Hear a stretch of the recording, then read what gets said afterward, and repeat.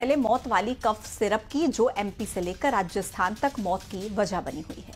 अब इस पर एक्शन शुरू हो गया है। कफ सिरप के चलते एमपी के छिंदवाड़ा में अब तक 10 बच्चों की जान जा चुकी है। राजस्थान में भी 3 बच्चों की मौत हुई है। मध्य प्रदेश और राजस्थान में कुल 14 बच्चों की मौत कफ सिरप की वजह से हुई है।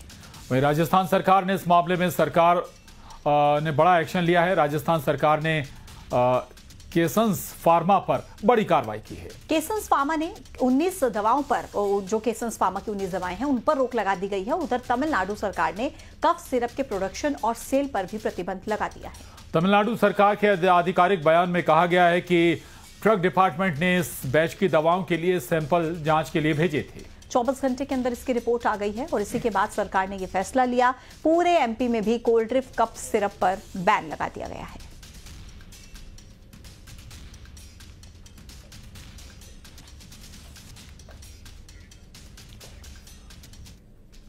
और मासूमों की मौत के बाद अब कफ सिरप को लेकर केंद्रीय स्वास्थ्य मंत्रालय भी अलर्ट मोड पर है। एमपी और राजस्थान में लगातार हुई मौत के बाद स्वास्थ्य विभाग की तरफ से एक एडवाइजरी जारी की गई है, जिसमें कफ सिरप के इस्तेमाल को लेकर जानकारी दी गई है।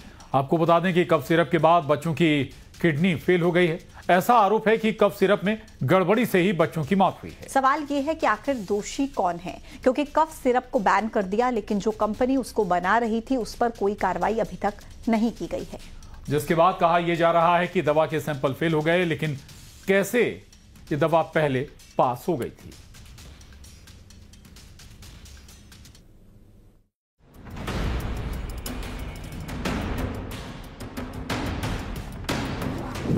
कफ सिरप का कहर, सिस्टम में जहर। मौत की दवाई, आधी अधूरी कार्रवाई। अगर कफ सिरप सही तो गलत कौन?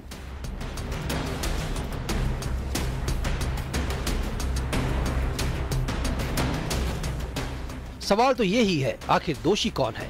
ये कैसे हो सकता है? कंपनी पास और दवा के सैंपल फेल। आखिर ये कैसा खेल है? खेल जो भी हो, लेकिन मासूम बच्चों की मौत का जिम्मेदार कौन है? एमपी से राजस्थान तक सिरप की वजह से कई बच्चों की मौत हो चुकी है। राजस्थान, एमपी और तमिलनाडु में कफ सिरप पर बड़ा एक्शन लिया गया है। एमपी में कोल्ड ड्रिंक कफ सिरप की बिक्री पर बैन लगा दिया गया है। तमिलनाडु सिरप के उत्पादन और सेल पर बैन लगा चुका है। रिपोर्ट आने तक प्रतिबंध और बिक्री पर रोक लगेगी। राजस्थान में केसंस फार्मा पर बड़ी कार्रवाई हुई है। केसंस फार्मा की 19 दवाओं पर रोक लगा दी गई है। ड्रग डिपार्टमेंट ने सैंपल जांच के लिए भेजे थे। रिपोर्ट आने के बाद प्रदेश की सरकारों ने ये फैसला लिया है। जो एक्शन तुरंत लिया जाना चाहिए था, वो इतनी देर से क्यों हुआ? क्या पहले सिरप को बैन नहीं किया जा सकता था? सिरप से बच्चों की मौत के बाद केंद्रीय स्वास्थ्य मंत्रालय अलर्ट मोड पर है। स्वास्थ्य मंत्रालय की ओर से एक एडवाइजरी जारी की गई है, जिसमें बताया गया है कि 2 साल से कम उम्र के बच्चों को ये सिरप ना दें। 5 साल के बच्चों के लिए डॉक्टर से सलाह लें। बच्चों की खांसी में घरेलू उपाय को प्राथमिकता दें। दुकान, स्वास्थ्य केंद्र की सुरक्षित दवाइयाँ ही दी जाए। खांसी की दवा का समझदारी से इस्तेमाल करें। बच्चों के लिए खांसी की दवा का कम इस्तेमाल करें।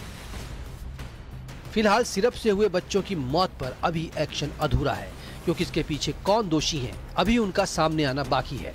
अब सवाल यही है, आखिर दोषियों पर कार्रवाई कब होगी? मध्य प्रदेश में सिरप से पीड़ित कई बच्चों का भी इलाज जारी है। इस घटना ने स्वास्थ्य मंत्रालय और अधिकारियों पर सवाल गंभीर खड़े कर दिए हैं। Bureau report, news 18।